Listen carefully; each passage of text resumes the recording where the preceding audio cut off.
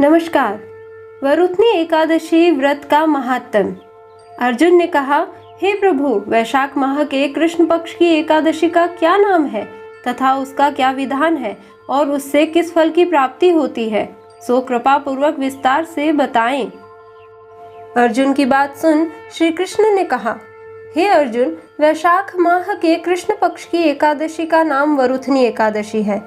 यह सौभाग्य प्रदान करने वाली है। इसका उपवास करने से प्राणी के समस्त पाप नष्ट हो जाते हैं।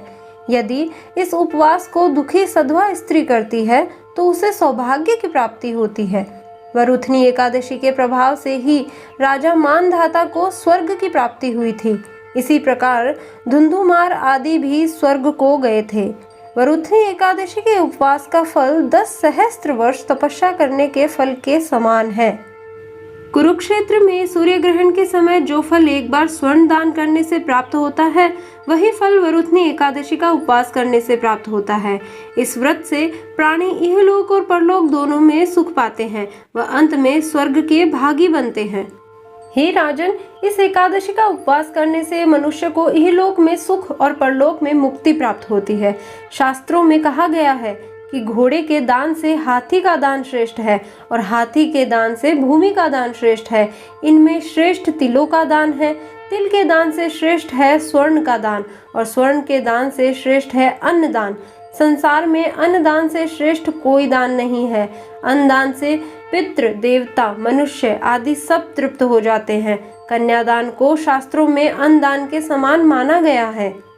वरुथनी एकादशी के व्रत से अन्नदान तथा कन्यादान दोनों श्रेष्ठ दानों का फल मिलता है। जो मनुष्य लालचवश कन्या का धन ले लेते हैं या आलस्य और कामचोरी के कारण कन्या के धन का भक्षण करते हैं, वे प्रलय के अंत तक नरक भोगते रहते हैं या उनको अगले जन्म में बिलाव जोनी में जाना पड़ता है। जो प्राणी प्रेम से तथा यज्ञ सहित कन्यादान करते हैं, उनके पुण्य को चित्रगुप्त भी लिखने में असमर्थ हो जाते हैं। जो प्राणी इस वरुथनी एकादशी का उपवास करते हैं, उन्हें कन्यादान का फल प्राप्त होता है। वरुथनी एकादशी का व्रत करने वाले को दशमी के दिन से निम्नलिखित वस्तुओं का त्याग करना चाहिए। कांसे के बर्तन में भोजन करना, मांस, मसूर की दाल, चना, कोदो, शाक, मधु, दूसरे का अन्न, दूसरी बार भोजन करना। व्रती को पूर्ण ब्रह्मचर्य से रहना चाहिए।